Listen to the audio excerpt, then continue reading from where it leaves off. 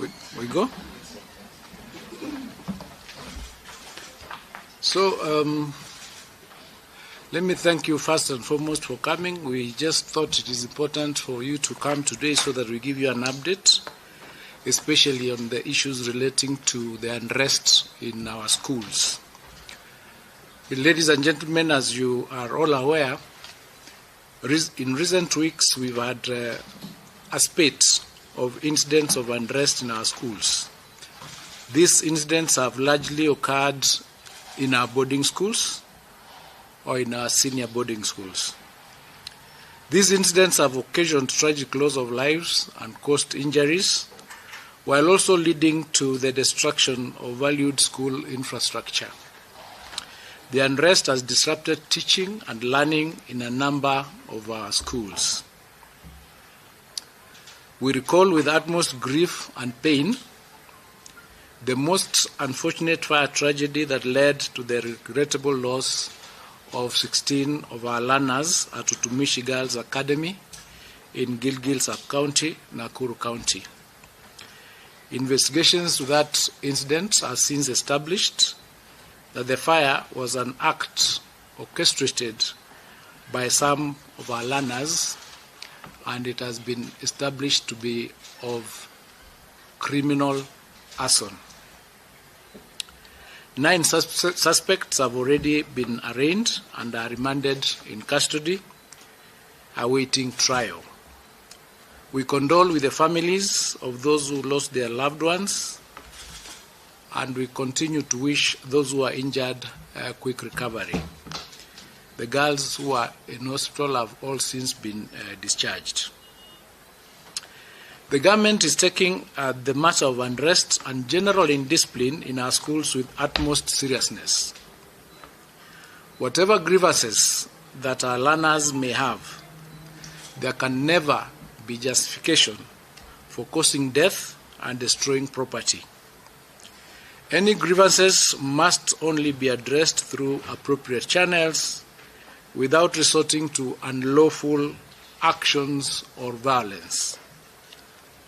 This is to inform the country that all perpetrators who would have been found to be involved in such actions will be dealt with firmly and in accordance with the law.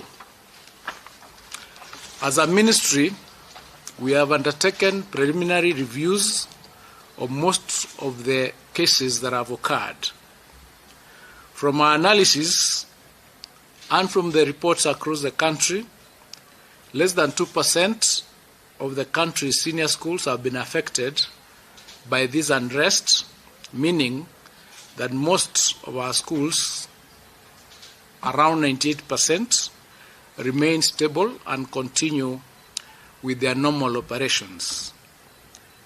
Most of the schools that are affected are boarding senior schools, with day senior schools largely proceeding with their activities uninterrupted.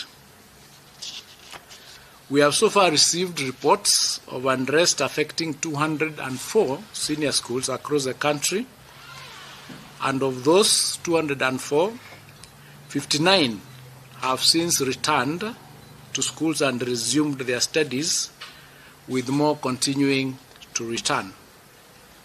Learners in grade 1 to 9 in our institutions are proceeding with their studies with no interruption reported. As it were, therefore, our basic education system is running smoothly except for the disruption in the boarding senior schools that are mentioned. We take this early opportunity to commend the majority of our learners in schools across the country for remaining disciplined and committed to their studies.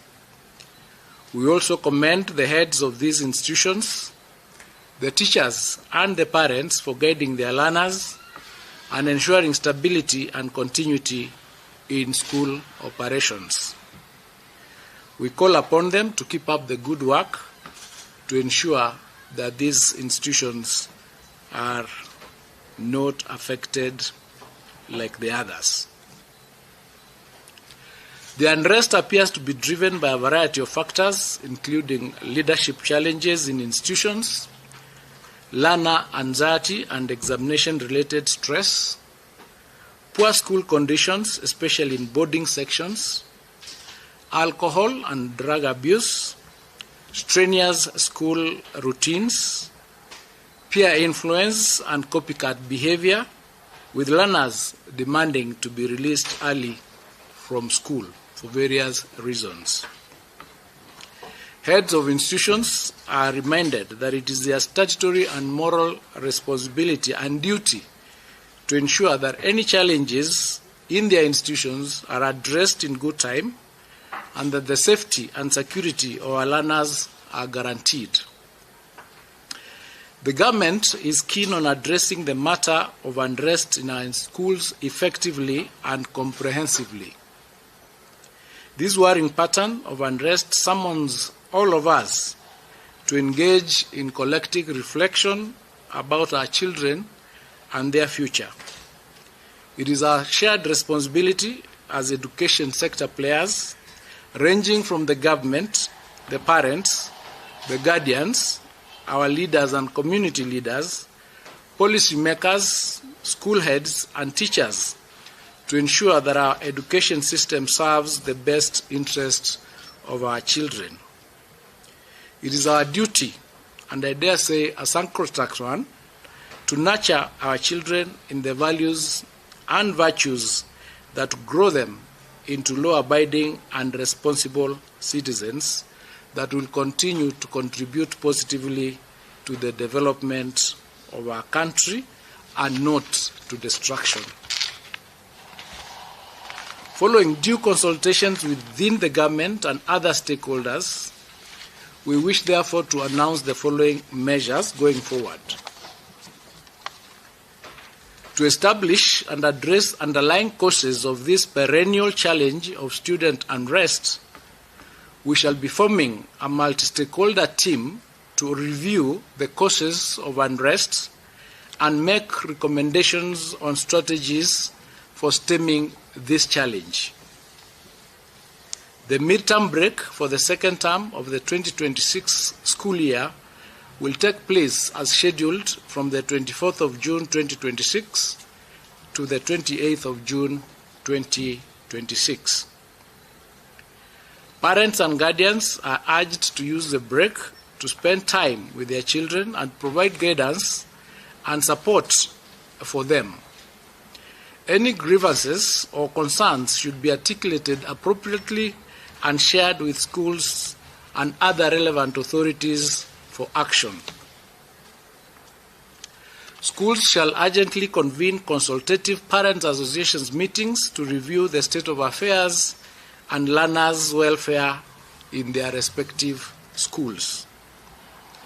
The schools shall strengthen safety measures and address any concerns and grievances that learners may have raised before the end of the half term. The schools shall also intensify guidance and counseling programs and strengthen learners' grievances handling mechanisms. County and sub-county education officers shall undertake targeted safety assessments and audits and monitor institutions that are considered to be at risk. Starting next academic year, the ministry shall rationalize the school calendar to ensure that the terms are balanced and that the second term is not as long as it's been. We shall continue to provide you with updates as we address this matter. Thank you. Asanteni sana, ni hayo tulikuwa naye kwa leo.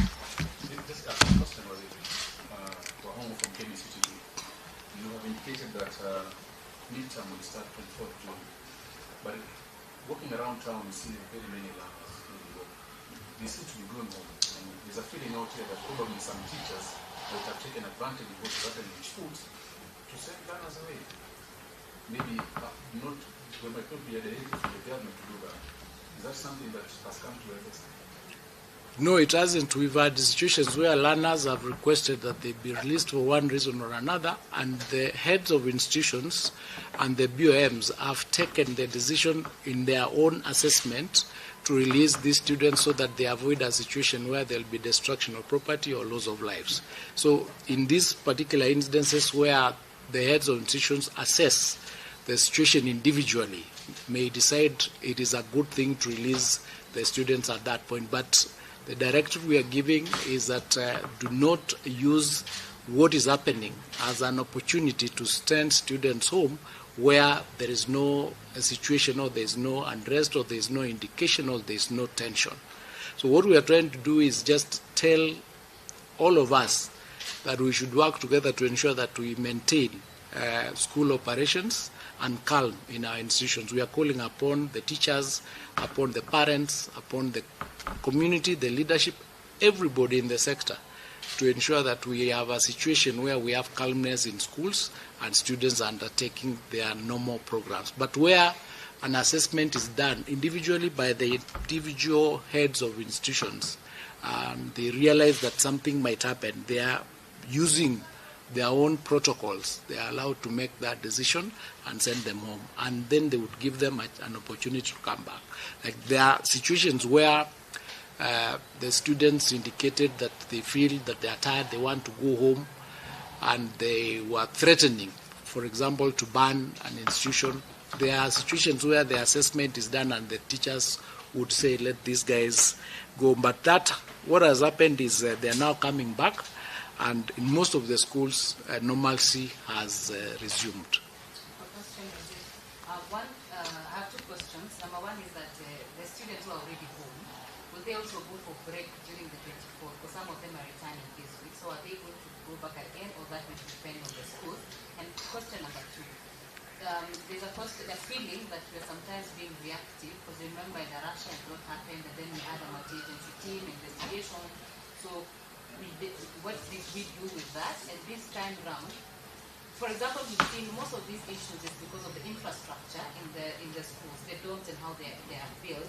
Are we going to see demolition and rebuilding of schools in terms of now making sure that we have good windows and all those things? Let me start with your second question.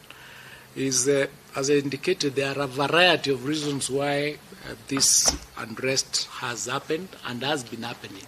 And what we want to do is set up a multi-sectoral team to review the whole spectrum to find out what really needs to be done once and for all to resolve these issues, so that we avoid a situation where there is reactivity like you mentioned.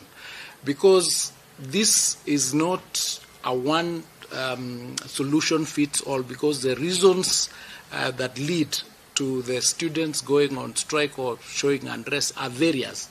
Some it is pressure, some it's copycat, some it's peer pressure, some is exams, some is poor conditions in institutions. It is not one thing that has caused this. So that's why we are saying let's have a platform where we can receive all these issues and address specific strategies to these challenges, including the issues of infrastructure. So we are going to create that platform, that team, to collate that process so that we can have a coherent and predictable strategy that will ensure that we do not have this problem going forward. In terms of the students who have already gone home and they are coming back, those cases will be treated on a case-per-case basis by the heads of those institutions. There are students, for example, who've said they are not part of this process of unrest, so they are continuing with those studies. There are others who have come back, and when they are coming back, they're being given some conditions. Some are very stringent. So there are processes that are being undertaken. But what we are saying is that with the grievances that you have, present your grievances and let them be solved amicably, let them be dealt with together with the institutions, so that you avoid a situation where you take the law into your own hands and start causing destruction or anything like that. So thank you very much. One last question. Maybe second term is just 2 weeks longer than the first term. Yes. So how is adjusting the second term? You see, first term is 12 weeks, Second term is 14 weeks, and third term is, I think, 9 weeks. So we are now going to rationalize that and probably have 12 weeks across the board. We are working on that, but from next academic year, the terms will be rationalized as part of the reforms that we are doing to engage, to ensure that our students do not get exhausted when they are in school. That was the last question. Thank you.